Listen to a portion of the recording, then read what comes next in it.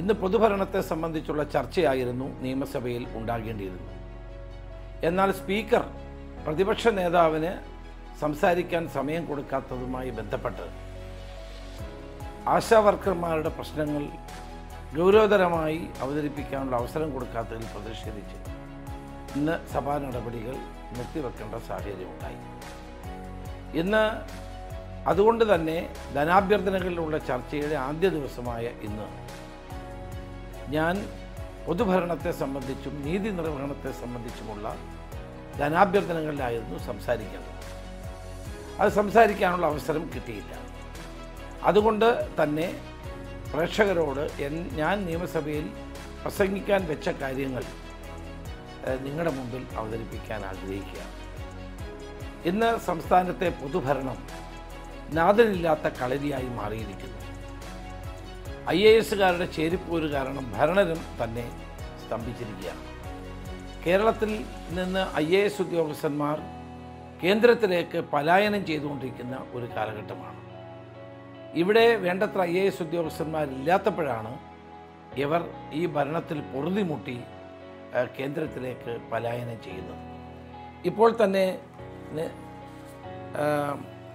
കേന്ദ്ര സർവീസിലേക്ക് പോകുന്ന ഉദ്യോഗസ്ഥന്മാർ രവീന്ദ്രകുമാർ അഗർവാൾ പ്രിൻസിപ്പൽ സെക്രട്ടറി റാങ്കുള്ള Ashok Kumar Singh, Sanjay Kaul chief electoral officer, Bhandari Swagat Ranvir Chand ജല അതോറിറ്റി, ഇവരെ കൂടാതെ തന്നെ ഡെപ്യൂട്ടേഷനുള്ള ഉദ്യോഗസ്ഥന്മാർ നവജ്യോതി സിംഗ് ഖോസ, S വെങ്കടേശപതി, ജോഷി മുൻമയി ശശാങ്ക്, ഇവരെല്ലാം ഇപ്പോൾ ഡെപ്യൂട്ടേഷനിലാണ്. മാത്രമല്ല ഇതുപോലെ ധാരാളം ഉദ്യോഗസ്ഥന്മാർ IAS ഉദ്യോഗസ്ഥന്മാർ ഡെപ്യൂട്ടേഷനിലും അല്ലാതെയും കേന്ദ്രത്തിലേക്ക് പോകുന്നു. കേരള ഭരണം മടുത്തിരിക്കുന്നു. സാധാരണഗതിയിൽ IASകാരെ പോസ്റ്റ് ചെയ്യുമ്പോൾ 2 വർഷത്തേക്കൊരു കാലാവധിക്കാണ് അവരെ പോസ്റ്റ് ചെയ്യുന്നത്. എന്നാൽ ഈ ഗവൺമെൻറ് തുടർച്ചയായി അവരെ മാറ്റിക്കൊണ്ടിരിക്കുന്നു. രാഷ്ട്രീയ കാരണങ്ങളാൽ മാറ്റിക്കൊണ്ടിരിക്കുന്നു. B അശോക് IAS ഉദ്യോഗസ്ഥനാണ്. അദ്ദേഹം കൃഷി വകുപ്പിൻ്റെ സെക്രട്ടറി ആയിരുന്നു. ഇമ്മീഡിയറ്റായിട്ട് അദ്ദേഹത്തെ സ്ഥലം മാറ്റി സെക്രട്ടേറിയറ്റിന് പുറത്തേക്ക് ഭരണപരിഷ്കാര സമിതിയിലേക്ക്. അദ്ദേഹം കാറ്റിൽ പോയി അദ്ദേഹം സ്റ്റേ വാങ്ങിച്ചിരിക്കുകയാണ്. അപ്പോൾ ഉദ്യോഗസ്ഥന്മാരെ വിശ്വാസത്തിലെടുക്കാൻ കഴിയാത്ത മുഖ്യമന്ത്രിയും ഭരണകൂടവും. അതുകൊണ്ടാണ് IAS ഉദ്യോഗസ്ഥന്മാർ നാട് വിട്ട് പലായനം കഴിഞ്ഞു പോയിക്കൊണ്ടിരിക്കുന്നത്. 2 IAS ഉദ്യോഗസ്ഥന്മാരെ നിയന്ത്രിക്കാൻ മുഖ്യമന്ത്രിക്ക് തന്നെ കഴിയുന്നില്ല. ഇവിടെ ചില ഉദ്യോഗസ്ഥന്മാർ വർഗീയ താല്പര്യങ്ങൾ വെച്ച് അവർ വാട്സാപ്പ് ഉണ്ടാക്കുന്നു. മതേതരത്വത്തെ വെല്ലുവിളിക്കത്തക്ക നിലയിൽ IAS ഉദ്യോഗസ്ഥന്മാർ വാട്സാപ്പിലൂടെ നടത്തുന്ന പ്രചരണങ്ങൾ ആദ്യമായിട്ടാണ് ഞാൻ കേൾക്കുന്നത്. അതുപോലെ തന്നെയാണ് തങ്ങൾക്ക് ചൊൽപ്പടിക്ക് നിൽക്കാത്ത ഉദ്യോഗസ്ഥന്മാരെ തലങ്ങും വിലങ്ങും സ്ഥലം മാറ്റിക്കൊണ്ടിരിക്കുന്ന കാഴ്ചയും നമ്മൾ കാണാൻ കഴിയും. ഒരു IPS ഉദ്യോഗസ്ഥൻ RSS മേധാവിയെ പോലും പോയി കാണുന്ന നിലയിലേക്ക് കേരളത്തിലെ ഉദ്യോഗസ്ഥന്മാർ മാറുന്നു. സിവിൽ സർവീസ് ബോർഡിൻ്റെ ശുപാർശയില്ലാതെ IAS ഉദ്യോഗസ്ഥന്മാർക്ക് സ്ഥലം മാറ്റം ഉൾപ്പെടെയുള്ള കാര്യങ്ങൾ നടക്കുന്നു. മറ്റൊരു പരാതി അവർക്കുള്ളത് IAS ഉദ്യോഗസ്ഥന്മാർക്ക് ജോലി ചെയ്യാനുള്ള സ്വാതന്ത്ര്യമില്ല. അതുപോലെ തന്നെ വേണ്ടത്ര പണമില്ല. ഒരു പദ്ധതിയും നടപ്പാക്കാൻ കഴിയില്ല എന്നുള്ളതാണ് അവരുടെ മറ്റൊരു പരാതി. അതുപോലെയാണ് നേരത്തെ ക്യാബിനറ്റിൽ വെച്ചാണ് തീരുമാനിക്കുന്നത് സെക്രട്ടറിമാരുടെയും കളക്ടർമാരുടെയും പോസ്റ്റിംഗ്. എല്ലാ ഗവൺമെൻറ് കാലത്തും അതായിരുന്നു. ഈ പിണറായി ഗവൺമെൻറ്റിൻ്റെ 2ാം പിണറായി ഗവൺമെൻറ് കാലത്ത് ആ അധികാരം മുഴുവൻ മുഖ്യമന്ത്രി ഏറ്റെടുത്തിരിക്കുകയാണ്. മന്ത്രിമാർക്ക് സ്വാതന്ത്ര്യമില്ല, ക്യാബിനറ്റിന് സ്വാതന്ത്ര്യമില്ല. മുഖ്യമന്ത്രി തീരുമാനിച്ചാണ് കളക്ടർമാരെയും SP-മാരെയും സെക്രട്ടറിമാരെയും നിയമിക്കുന്നത്. അപ്പോൾ അധികാരം മുഴുവൻ CMOയിലേക്ക് കോൺസെൻട്രേറ്റ് ചെയ്യുന്ന ഒരു അവസ്ഥാവിശേഷം അപകടകരമാണ്. കാരണം ഇന്ത്യയിലെ മറ്റ് പല സംസ്ഥാനം, പ്രത്യേകിച്ച് വടക്കേന്ത്യ സംസ്ഥാനങ്ങളിൽ ഇതാണ് നടക്കുന്നത്. കേരളത്തിൽ ഒരിക്കലും നടന്നതല്ല. അപ്പോൾ കേരളത്തിലും വടക്കേ ഇന്ത്യൻ മാതൃകയിൽ എല്ലാ അധികാരങ്ങളും മുഖ്യമന്ത്രിയിലേക്ക് കോൺസെൻട്രേറ്റ് ചെയ്യുന്ന ആ ഒരു അവസ്ഥാവിശേഷം വരുന്നത് അപകടമാണ്. അതുകൊണ്ടാണ് ഈ പ്രശ്നങ്ങൾ ധാരാളമായി ഉണ്ടായിക്കൊണ്ടിരിക്കുന്നത്. ഒരു മന്ത്രിക്കും അറിയില്ല തൻ്റെ സെക്രട്ടറി ആരാണ് വരാൻ പോകുന്നത്. ഒരു മന്ത്രിക്കും അറിയില്ല തൻ്റെ ജില്ലയിലെ കളക്ടറോ SP ആരാണെന്നോ. ആകെ അറിയാവുന്നത് മുഖ്യമന്ത്രിക്ക് മാത്രമാണ്. Power corrupt, absolute power corrupt absolutely. ഇതാണ് സംഭവിക്കുന്നത്. അപ്പം മുഖ്യമന്ത്രിയുടെ ഏകാധിപത്യ ഭരണത്തിലേക്ക് കേരളം പോയിട്ട് കുറേ കാലമായി. ഘടകകക്ഷികൾക്ക് അഭിപ്രായങ്ങൾ പറയാൻ കഴിയുന്നില്ല, അവർ ഈ നടക്കുന്നൊന്നും അറിയുന്നില്ല. അതുപോലെ തന്നെ നമുക്ക് ഇന്ന് കാണാൻ കഴിയുന്നത് ഫയൽ മൂവ്മെൻ്റാണ്. ഞാൻ 28/6/2024 നിയമസഭയിൽ ചോദ്യം ചോദിച്ചു, എത്ര ഫയലുകൾ തീരുമാനമാകാതെ കെട്ടിക്കിടക്കുന്നുണ്ട് എന്ന്. മുഖ്യമന്ത്രി തന്ന മറുപടി പരിശോധിച്ചുകൊണ്ടിരിക്കുകയാണ് എന്നാണ്. ഇന്ന് ആധുനിക സാങ്കേതിക വിദ്യ സംവിധാനം നിലവിലുള്ള കാലത്ത് ഇത് കണ്ടുപിടിക്കാൻ 1 മിനിറ്റ് മതി. ഉത്തരം തരാൻ മടിയുള്ളത് കൊണ്ടാണ് പരിശോധിച്ചു വരുന്നു എന്ന് പറയുന്നു. അതുപോലെ തന്നെ കുടിശ്ശിക ഫയലുകളുടെ കാര്യങ്ങൾ പുറത്തു വന്നാൽ ഈ ഭരണത്തിൻ്റെ യഥാർത്ഥ ചിത്രം നമ്മുടെ മുമ്പിൽ വരും. അതുപോലെ ഞാൻ 23/1/2015 14-ാം നമ്പർ ചോദ്യമായി ഞാനൊരു ചോദ്യം ചോദിച്ചു. കേരളത്തിലെ ബോർഡുകൾ, കോർപ്പറേഷനുകൾ, സർക്കാർ സംവിധാനങ്ങളിൽ നിയമിച്ചിട്ടുള്ള താൽക്കാലിക ജീവനക്കാരുടെ എണ്ണം എത്രയാണ്? അത് പറയാൻ ഇതുവരെ ഗവൺമെൻറ് തയ്യാറായിട്ടില്ല. ശരിയായ ഉത്തരം നൽകിയാൽ തൊഴിൽ രഹിതരായ ജനങ്ങൾ സർക്കാരിനെതിരെ തിരിയും എന്നുള്ളത് കൊണ്ടാണ് ഈ കാര്യമൊന്നും പറയാതിരുന്നത്.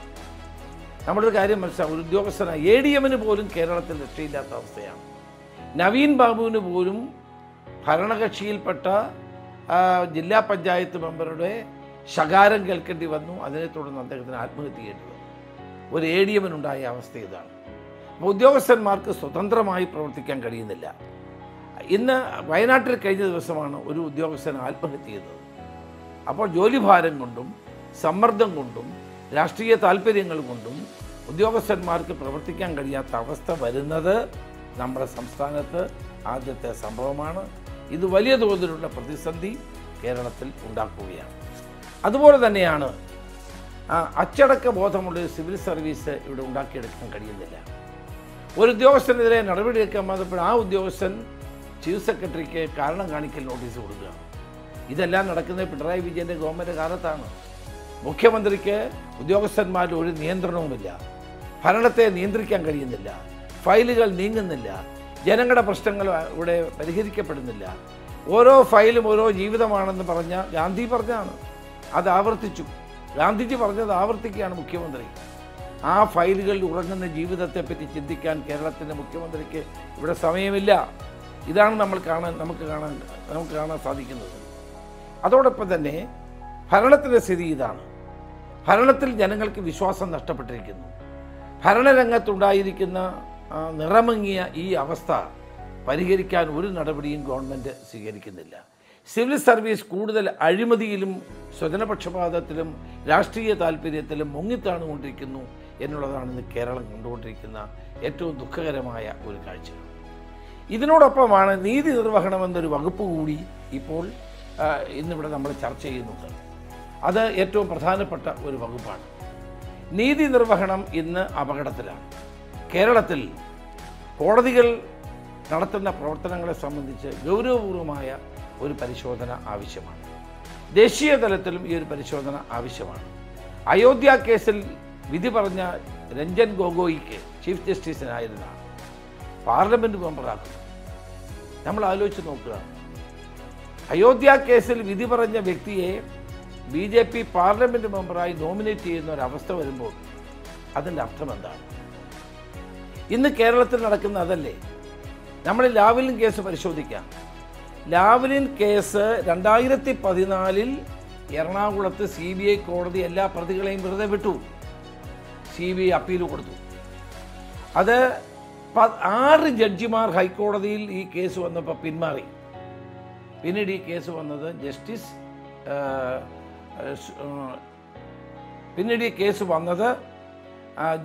ഉബൈദിൻ്റെ ബെഞ്ചിലാണ്. ഉബൈദിൻ്റെ ബെഞ്ചിൽ പിണറായി വിജയനെയും മോഹനചന്ദ്രനെയും ഫ്രാൻസിസിനെയും കുറ്റവിമുക്തനാക്കി. പകരം ഉബൈദിന് കിട്ടിയ സ്ഥാനങ്ങൾ എന്തെല്ലാമാണ്? അദ്ദേഹത്തിന് കിട്ടിയത് റിയൽ എസ്റ്റേറ്റ് അപ്പലേറ്റ് ട്രിബ്യൂണലിൻ്റെ ചെയർമാനാക്കി ആദ്യം. അത് കഴിഞ്ഞ് കാപ്പ അഡ്വൈസറി ബോർഡിൻ്റെ ചെയർമാനാക്കി.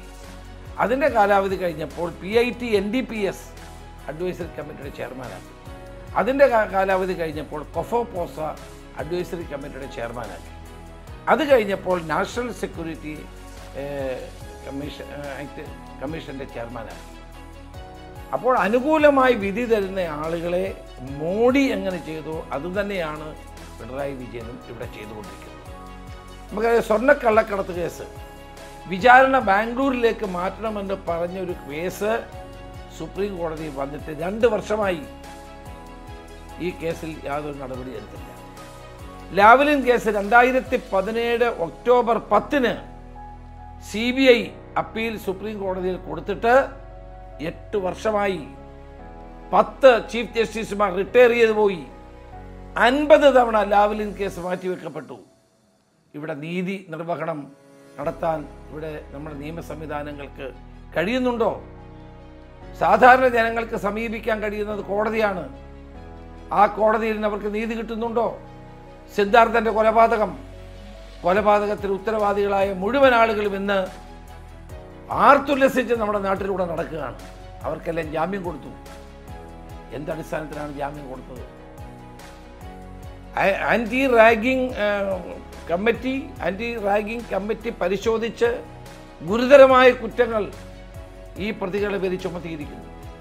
CBI നിരവധിയായ കുറ്റങ്ങൾ ഇവരുടെ പേരിൽ കണ്ടെത്തിയിരിക്കുന്നു. അതെല്ലാം നിൽക്കുമ്പോഴാണ് ഈ കേസ് ബഹുമാനപ്പെട്ട ഹൈക്കോടതിയുടെ മുന്നിൽ വരുന്നു. ഹൈക്കോടതി എന്ത് ചെയ്യുന്നു?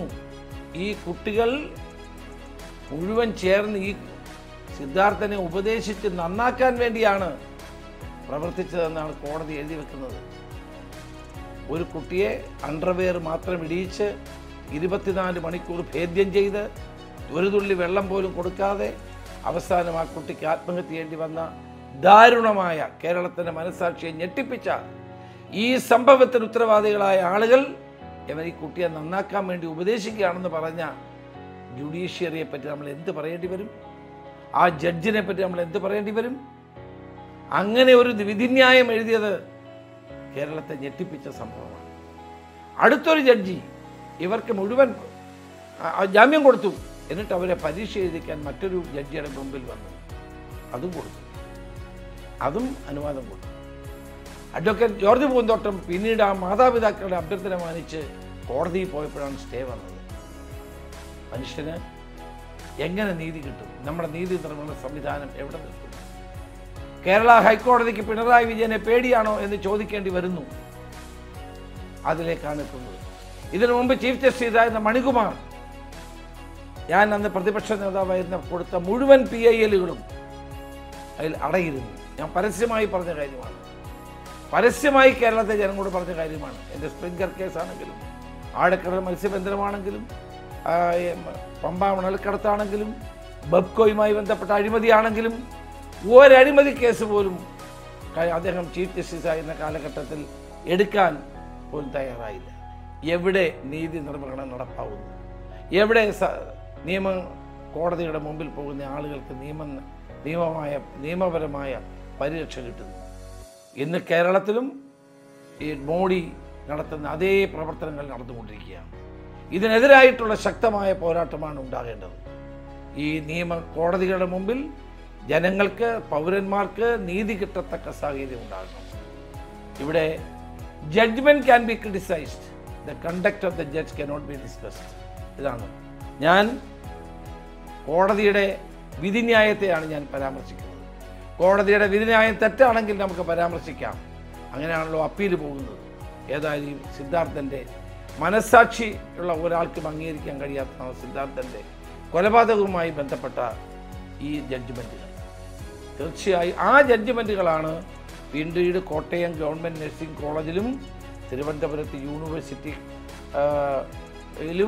യൂണിവേഴ്സിറ്റി ക്യാമ്പസിലും റാഗിങ് നടക്കാനുണ്ടായ കാരണങ്ങൾ. ഇതാരോട് പറയും? ഇതാണ് ഇന്ന് നമ്മുടെ നാട്ടിൽ നടക്കുന്നത്. രാഷ്ട്രീയ സ്വാധീനമുണ്ടെങ്കിൽ ഏത് കൊലപാതകത്തിൽ നിന്ന് രക്ഷപ്പെടാൻ കഴിയും എന്നുള്ളതാണ് ഇവിടെ നമുക്ക് കാണാൻ കഴിയും. ഏത് കൊലപാതകം ചെയ്താലും സംരക്ഷിക്കാൻ ആളുണ്ട് എന്ന നിലയിൽ ആശ്വാസത്തോടെയാണ് കൂട്ടക്കൊലപാതകങ്ങളിലേക്ക് ആളുകൾ ഇന്ന് എത്തിച്ചേർന്നുകൊണ്ടിരിക്കുന്നത്. കേരളത്തിൽ ഭയാനകമായ സാഹചര്യം ഉണ്ടാകുന്നു. നാട്ടിലെ ജനങ്ങൾക്ക് സ്വൈര്യമായി ജീവിക്കാൻ കഴിയാത്ത അവസ്ഥയുണ്ടാകുന്നു. ഇതിനെതിരായ പോരാട്ടത്തിന് വേണ്ടി ഒറ്റക്കെട്ടായി അണിനിരക്കേണ്ട സന്ദർഭമാണ്.